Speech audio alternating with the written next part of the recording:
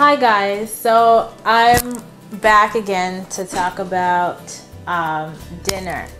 So how to make dinner quick, easy, and still keep it healthy. So if you notice on the meal plans, we have a lot of, right now it's fall season, so root vegetables are in season, organic, and very affordable at a lot of different grocery stores. Even Whole Foods here in Chicago has butternut squash for 79 cents a pound. And they've been having all the winter squashes for like 99 cents a pound for the past month or so. So squashes, I love squashes because one, they're rich in numerous vitamins and minerals, and one of them being potassium, which is so important.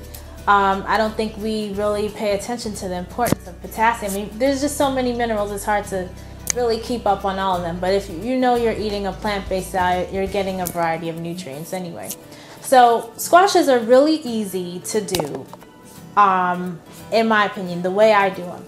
Basically, for butternut squash and delicata squash, I basically cut off the ends, split it down the middle, scoop out the seeds and the trashy, fleshy stuff inside, put them face down on a baking sheet and bake it at 375 or 400 degrees Fahrenheit. In 20 minutes, it's done. Just put your fork in there. As long as the fork goes through, it's soft enough to eat, so it's good. Now, if you want to do a little bit more prep, you can play around with that. You can cut them up, cut into smaller slices and bake that the same way, or on a baking pan, or you can even boil it. I like mine a little harder, not too soft, so I like to bake them. But again, 20 minutes is pretty quick. For grains, quinoa, some people like to call quinoa a grain. It's not really a grain, it's a seed, but it still serves that purpose, I feel, on the plate, in terms of just getting a broad spectrum of macronutrients. So, you know, quinoa is packed with protein and all these different vitamins. And what I love about it, other than the taste, of course, because I season mine really nicely, so it tastes delicious, and I could get a variety of different flavors. But it only takes 15 minutes to cook. So you save time right there while the squash is in the oven for 20 minutes. You're preparing now the quinoa. And you can buy the quinoa in stores that's already pre-washed, so you don't even have to worry about washing it. So you save time right there. It's just taking you the 15-minute cook time. And that's basically just boiling. Very simple. Anyone who's not a culinary artist or whatever, big time cook and chef, which I am not, can do this. So if I'm doing it, you absolutely can do it. Because like I said, I hate spending too much time in the kitchen, but I love organic, healthy meals because that's what makes me feel good. So we have our grain, not so much grain, and we have our root vegetable. Now, what else can you add to the plate? You can add protein. Now for protein, more protein, because quinoa already has protein. But let's say you want to do beans. Garbanzo beans just happens to be one of my favorite. Chickpeas, also known as chickpeas. Beans take more time to prepare.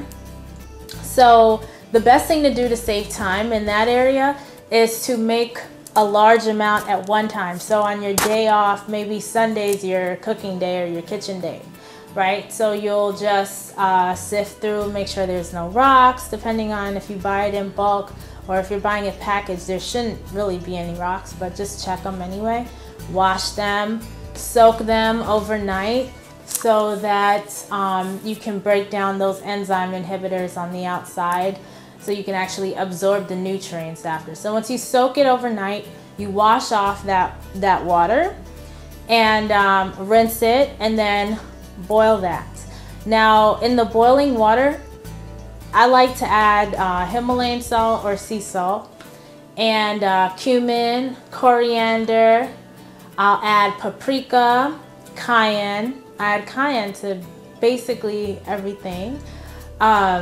And so while it's cooking, it's actually absorbing all of these flavors and spices into the bean. So it makes a really nice dish, just, or even snack by itself.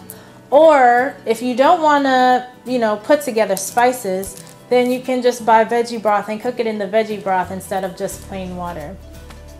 So that's basically that for the bean. Once that's done, you know, you drain it. And so that's one way of cooking the bean. Another way I've done it, which you've seen on the meal plan, is the barbecue, or is it, no, buffalo chickpeas. I always call it barbecue, but you can basically do the same. Barbecue or buffalo, it's basically the sauce. So you can buy a sauce, get a really nice sauce with some clean ingredients, not too many ingredients.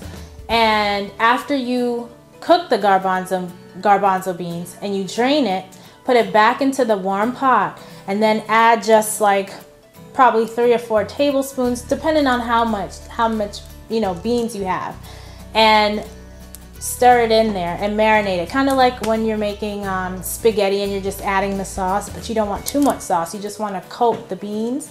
And so you get another flavor, and it makes it really pretty and red, and it tastes really delicious. So there you go, that's the beans. Or you can even add some greens. You can get mixed greens already triple washed from the store and just add it to the plate, so you have greens, your root vegetable, and your quinoa. And you can, so you have beans, greens, root vegetable, quinoa. What other thing could you add? There's lots of, you know, different options and things to add, but that's basically a few examples to show you how I make these meals really fast. So it's not taking up a majority of my time. And if you don't have an hour to devote to making your meals for the day, then your life is too busy. You don't have balance. You need to have balance. I find that getting in the kitchen, actually preparing my meals, helps me feel connected to what really matters in life and to the world, you know, to my community, because we're so busy, you know, trying to climb the corporate ladder, make this money, or do whatever it is that we're doing, basically living in this construct of society where it's just go, go, go, busy, busy, busy, that we completely miss what life's about. And there are people who work every day and break their backs to just have all this produce available for us. So when I get my hands dirty, even in the beans, you know, or just washing my grapes for breakfast or whatever it may be, I think about all of these things. I think about the farmers who prepared it, all the people in the chain that have brought it to my city so that I can have it, you know, because not everyone has the opportunity to grow their own food.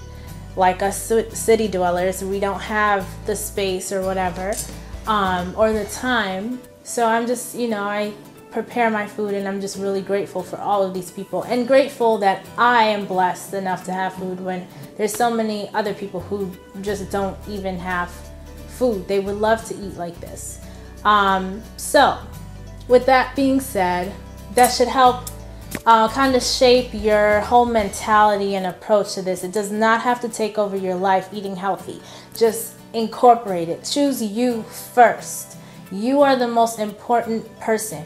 Once you choose yourself and care for yourself and love yourself, you can then love others and care for others. If you're not cared for and loved, you will be exhausted and just drained, and you won't have any love to give anyone else. So you helping yourself actually helps everyone around you. So it's a win-win situation.